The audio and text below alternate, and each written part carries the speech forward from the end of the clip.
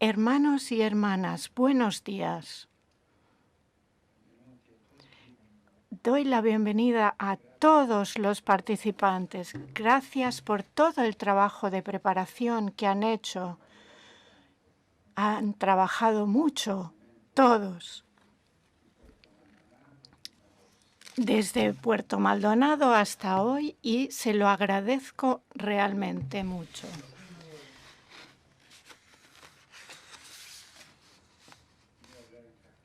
Voy a hablar en castellano.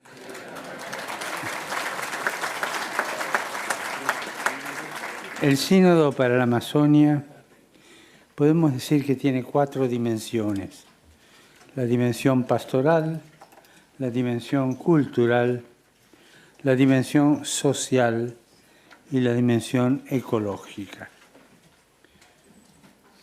La primera, la dimensión pastoral, es la esencial, la que abarca todo. Nos acercamos con corazón cristiano y vemos la realidad de Amazonia con ojos de discípulo, para comprenderla e interpretarla con ojos de discípulo, porque no existen hermenéuticas neutras, hermenéuticas asépticas. Siempre están condicionadas por una opción previa. Nuestra opción previa es la de discípulos. Y también con ojos de misioneros, porque el amor que el Espíritu Santo puso en nosotros nos impulsa al anuncio de Jesucristo. Un anuncio, todos sabemos, que no se tiene que confundir con proselitismo. Pero nos acercamos a considerar la realidad amazonia con este corazón pastoral, con ojos de discípulos y misioneros, porque nos apura el anuncio del Señor. Y también nos acercamos a los pueblos amazónicos en punta de pie, respetando su historia, sus culturas, su estilo del buen vivir, en el sentido etimológico de la palabra, no en el sentido social que tantas veces les damos. Porque los pueblos poseen entidad propia, todos los pueblos, poseen una sabiduría propia, conciencia de sí. Los pueblos tienen un sentir, una manera de ver la realidad, una historia, una hermenéutica, y tienden a ser protagonistas de su propia historia con estas cosas, con estas cualidades. Y nos acercamos ajenos a colonizaciones ideológicas que destruyen o reducen la idiosincrasia de los pueblos. Hoy es tan común esto de las colonizaciones ideológicas. Y nos acercamos sin el afán empresarial de hacerles programas preconfeccionados, de disciplinar, entre comillas, a los pueblos amazónicos, disciplinar su historia, su cultura. Eso no. Ese afán de domesticar los pueblos originarios. Cuando la Iglesia se olvidó de esto, de cómo tiene que acercarse a un pueblo, no se enculturizó. Incluso llegó a menospreciar a ciertos pueblos. Y cuántos fracasos de los cuales hoy nos lamentamos.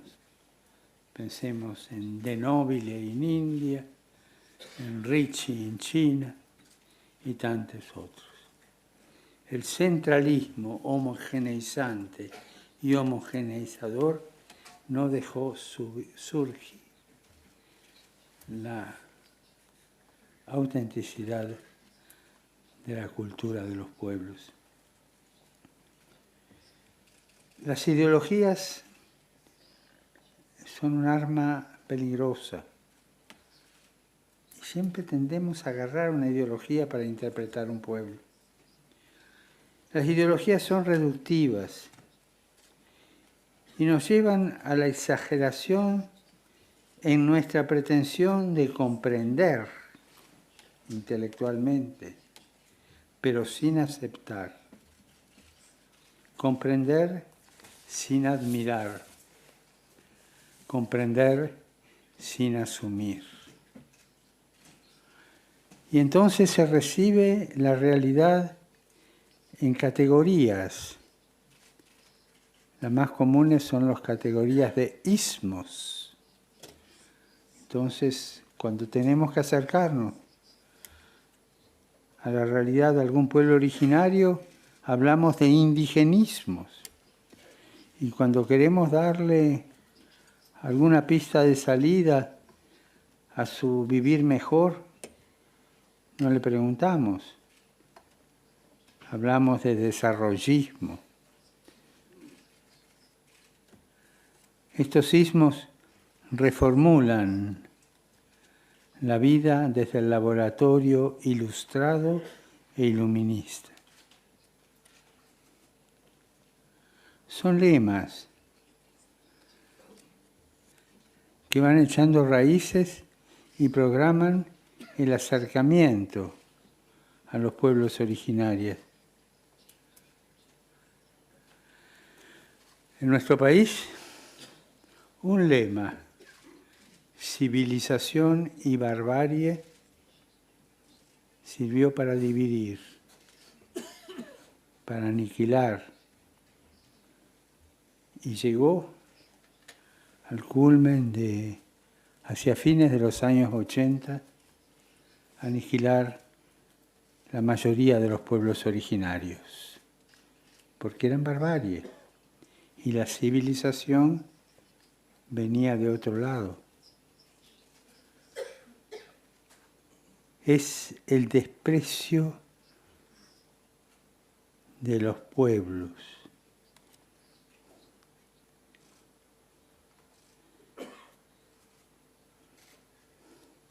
Y eso, voy a mi experiencia de mi tierra, eso civilización y barbarie que sirvió para aniquilar pueblos, todavía sigue en mi patria, con palabras ofensivas. Y entonces se habla de civilización de segundo grado, los que vienen de la barbarie, y hoy son los bolitas, los paraguayos, los paraguas, los cabecitas negras, siempre ese alejarnos de la realidad de un pueblo, calificándolo y poniendo distancia. Esa es la experiencia de mi país. Y después el desprecio. Ayer me dio mucha pena escuchar aquí dentro un comentario burlón sobre ese señor piadoso que llevó las ofrendas con plumas en la cabeza. Decime, ¿qué diferencia hay entre llevar plumas en la cabeza y el tricornio que usan algunos oficiales de nuestro dicasterio?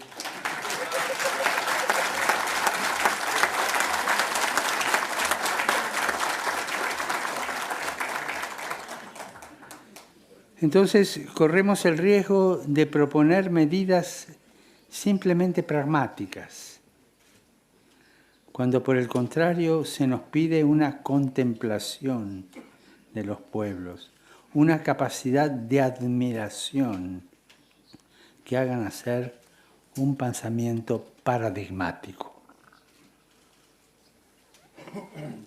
Si alguno viene con intenciones pragmáticas, rece el yo pecador, se convierta y abra el corazón hacia una perspectiva paradigmática que nace de la realidad de los pueblos.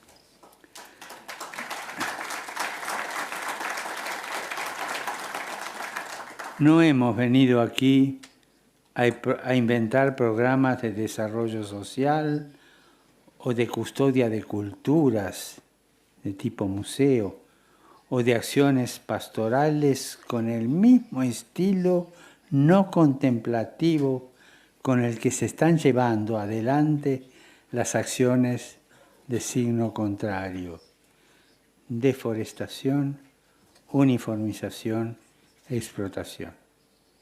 Ellos también hacen programas que no respetan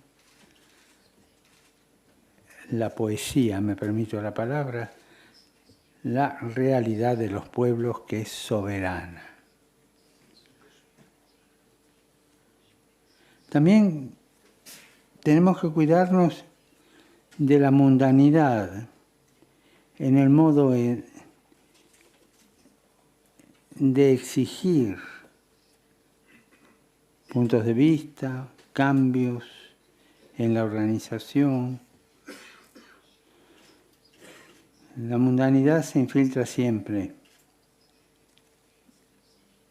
y nos hace alejar de la poesía de los pueblos.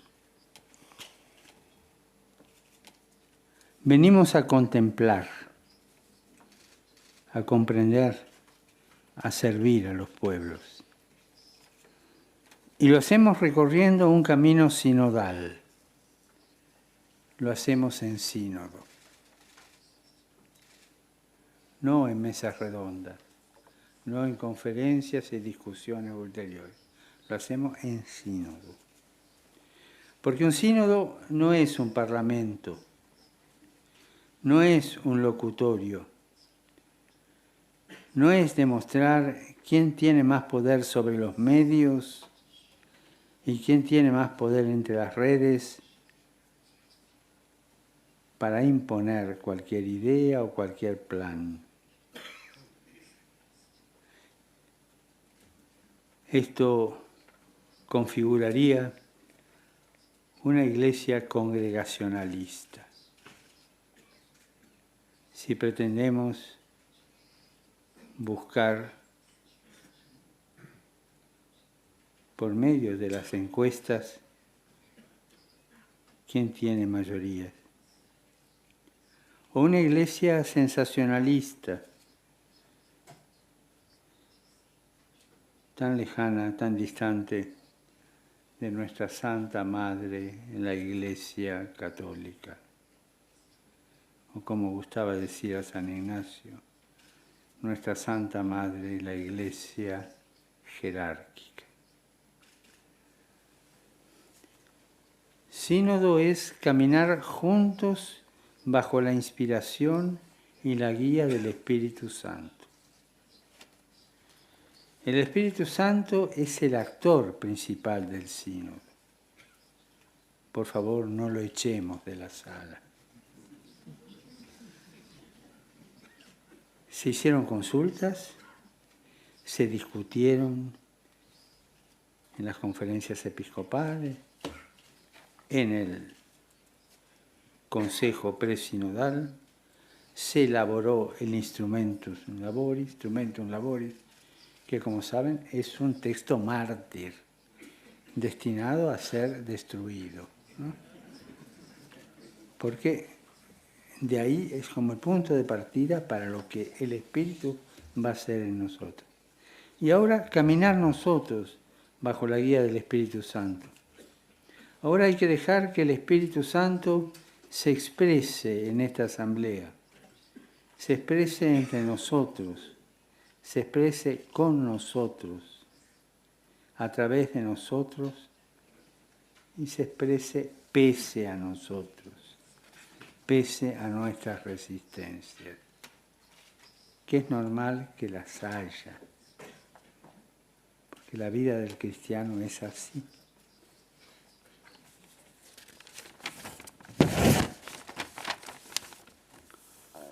Y entonces, ¿cuál será nuestro trabajo aquí para asegurar que esta presencia del Espíritu Santo sea fecunda? Primero de todo, orar. Hermanas y hermanos, yo les pido que recemos mucho. Reflexionar, dialogar, escuchar con humildad, sabiendo que yo no sé todo, y hablar con coraje, con parresía, aunque tenga que pasar vergüenza, decir lo que siento, discernir. Y todo esto dentro, custodiando la fraternidad que debe existir aquí dentro. Y para favorecer esta actitud de reflexión, oración, discernimiento, de escuchar con humildad y hablar con coraje, después de 4 intervenciones tendremos un espacio de 4 minutos de silencio. Alguno decía, peligroso, padre, porque se van a dormir.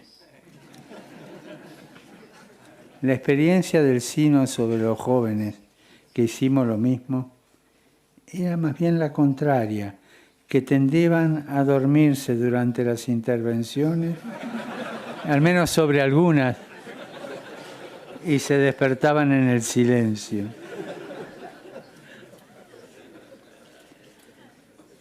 Y finalmente,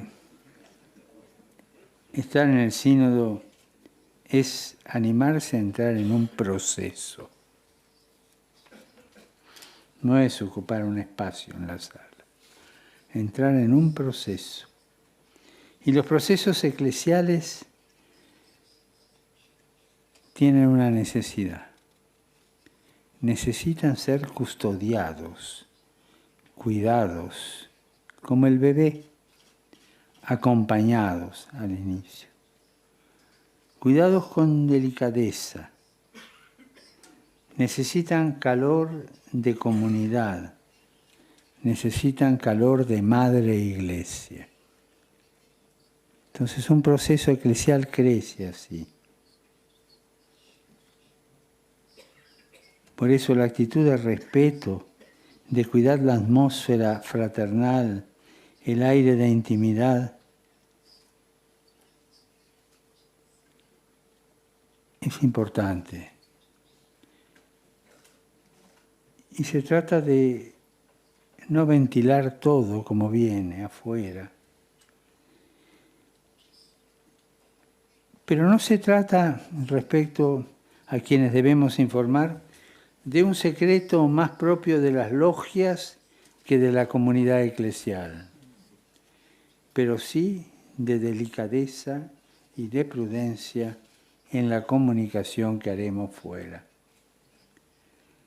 Y esta necesidad de comunicar fuera a tanta gente que quiere saber, a tantos hermanos nuestros periodistas que tienen la vocación de servir a que se sepa. Y para esto, para ayudar a esto, están previstas los servicios de prensa, los briefings, etc. Pero un proceso como el de un sínodo se puede arruinar un poco si yo al salir de la sala digo lo que pienso, digo la mía. Y entonces se da esa característica que se vio en algunos sínodos, del sínodo de adentro y el sínodo de afuera.